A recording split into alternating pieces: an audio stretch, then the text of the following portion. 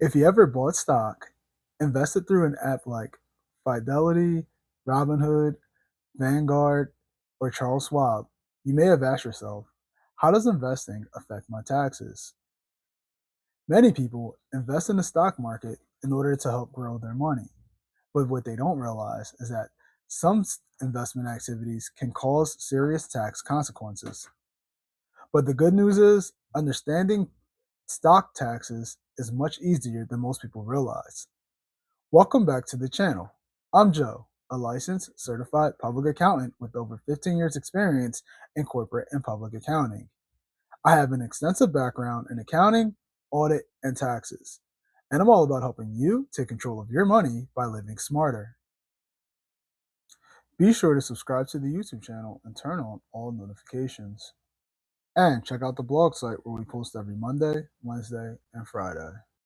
In today's video, we're going to break down when stock investments become taxable, what capital gains are, how stock losses can help you, how dividends are taxed, common mistakes investors make, and tips to reduce tax surprises. By the end of this video, you'll have a solid understanding of how stock investments affect your taxes. Let's jump in. Let's talk about what happens when you buy stock. One of the biggest misconceptions new investors have is that buying stock automatically creates taxes. And that's simply not true. Let's say, for example, you buy $1,000 worth of stock today, and then 6 months later, the stock is worth $1,500. Have you made money? Yes. Do you owe taxes? Not yet. This is what we call an unrealized gain. The IRS generally does not tax stock until you actually sell the investment. Again, this is what we call an unrealized gain. The money that you made on the stock, even though you didn't pull it out, is called unrealized. And unrealized gains means your investment has increased in value, but you haven't cashed out yet. Think of it like owning a house. If your home's value increased by $50,000, you don't owe taxes just because the value went up. The same concept applies to stock. Simply buying and holding investments is generally a non taxable event. Let's talk about what is a capital gain. Now, let's talk about what happens when you actually sell the stock. When you sell the stock for more than you paid, you've earned what is called a capital gain. Here's a simple example. Let's say you buy $2,000 worth of stock, and then a few years later, you sell it for $3,500. You profited $1,500. That $1,500 is your long term capital gain. The IRS may tax that gain. This is where many investors get surprised. They celebrate making money, which they should. But then tax season arrives and they receive forms showing taxable gains. It is important to understand that not all gains are taxed the same way. The amount you pay often depends on how long you owned the investment before selling it. Which brings us to our next topic. And that topic brings us to short term versus long term capital gains.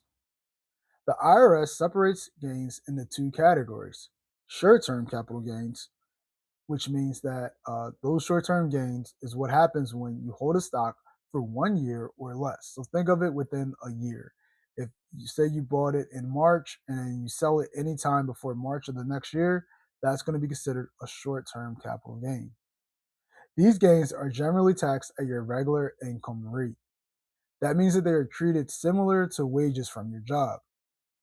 Now, let's look at the other side, those long term capital gains. Long term capital gains happen when you hold a stock for more than a year. Long term gains often receive a more favorable tax treatment. In many cases, investors pay lower rates on long term gains than they do on regular income. Let's look at an example. Let's say investor A buys stocks and sells it after 6 months. Remember, that's our short term gain. But investor B buys the same stocks and holds it for 2 years before selling it. That's our long term capital gains. Both investors make the same profit. However, investor B pays less in taxes because the gains qualify as long term. This is the one reason why long term investing can be beneficial from a tax perspective. So, one of the biggest questions I often get asked is what happens if I lose money on my stock? Let's be honest, not every investment goes up. Some stock loses value. If you sell a stock for less than you paid, you have a capital loss. For example, let's say you buy stock for $5,000. You later sell it for $4,000. You now have a $1,000 loss. Nobody enjoys losing money, but there can still be a tax benefit.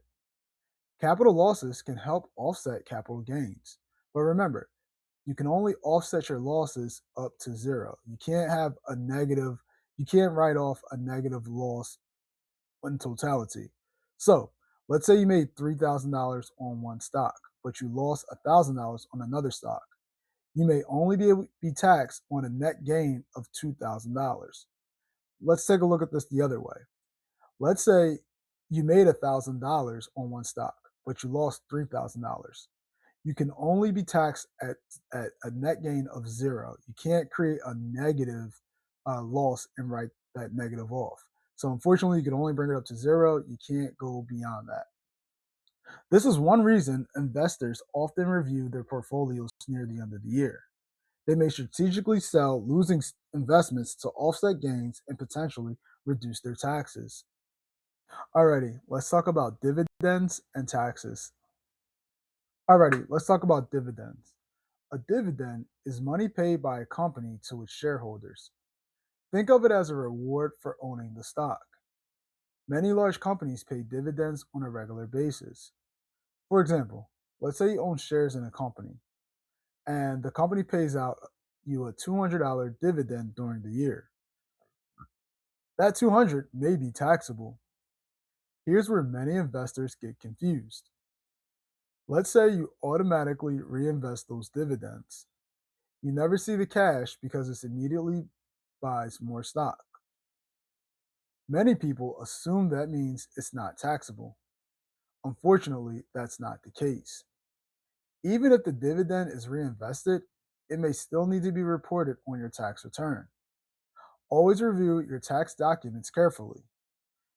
Whatever brokerage firm that you use, whether that's Robinhood, Charles Schwab, Vanguard, they're going to send you a dividend statement at the end of the year, or even the company that you invest in, it's going to send you a dividend, a 1099 div, which is going to be reported on your tax return. It's going to show exactly how much dividends were paid to you. It's going to show whether there was any foreign taxes paid if maybe if you invested in a mutual fund and it has foreign companies and all that good stuff. So you really don't have to worry about too much reporting it. You just need to make sure you put it on your tax return once you get that documentation in.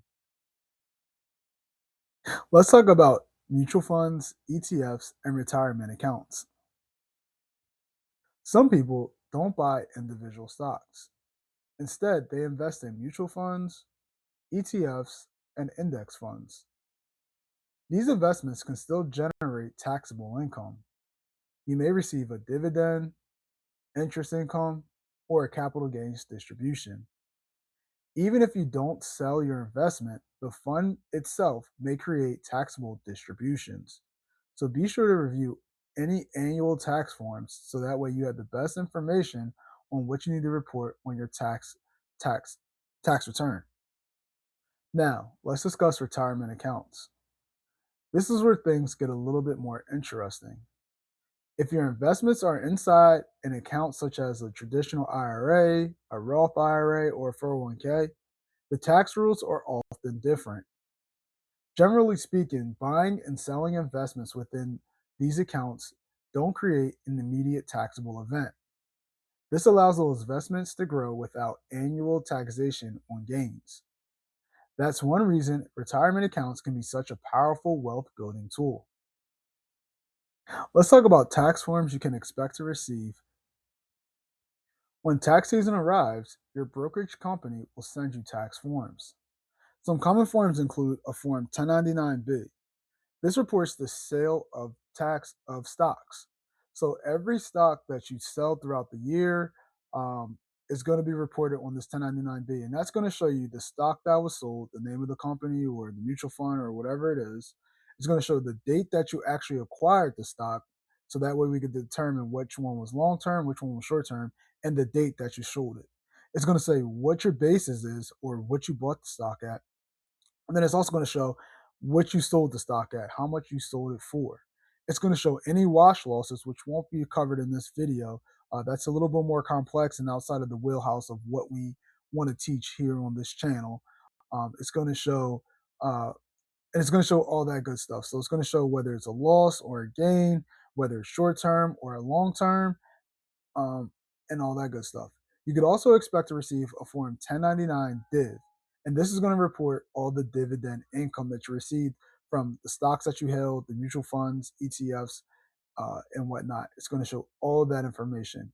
You could also expect to receive a Form 1099 INT, which reports interest income. So this is going to be the interest income that you're going to receive from any type of investment that you may have, or even if you have a bank and you have a savings account. If you usually the banks will send that out through your savings account.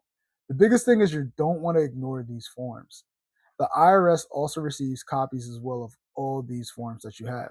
So there's no way of getting around not putting it on your tax or trying to escape it. If you leave out the investment income or the stock sales, you may receive a notice letter from the IRS. So it's best just to be honest and just put it on there because the IRS already knows. So just make sure that all investment documents are included when preparing your tax return. All right, let's look at some common mistakes investors often make when it comes to tax time. Alrighty, before we wrap up, let's discuss some common mistakes. Mistake number one is forgetting about stock sales. You don't really want to forget about these because they're going to really determine what kind of taxes you're going to pay, whether it's a short term or a long term. And then also, if you forget about those losses, those could help you in the long term with your taxes by offsetting some of those gains. Mistake number two is ignoring dividend income. Dividend income is taxed differently than stock income versus your regular income. So you really don't want to ignore that dividend income. And mistake number three is selling investments without understanding the tax consequences. You usually see this quite often where um, newer investors will buy a stock and then they'll sell it 6 months later without realizing that that short-term gain uh, or a short-term loss is either you're not going to be able to write it off, or the short-term gain you may end up paying a little bit more in taxes than what you would if you held on to it a little bit longer. Mistake number four is not keeping records of purchases. Nowadays, this one isn't as big a mistake as it used to be with all the apps and with a lot of these brokerage firms. They pretty much keep good records of what you're purchasing and and whatnot. So that's a mistake that you still want to watch out for, but it's not as relevant in today's um, connected economy. Mistake number five is selling before long-term capital gain status. Sometimes people will sell that stock the day before a year, and whatever, and now it's really considered short term. It's no longer long term, even though you may have bought it 11 months and 29 days before. Unfortunately, that is still considered a short term gain, and it's no longer what's a capital gain status or long term.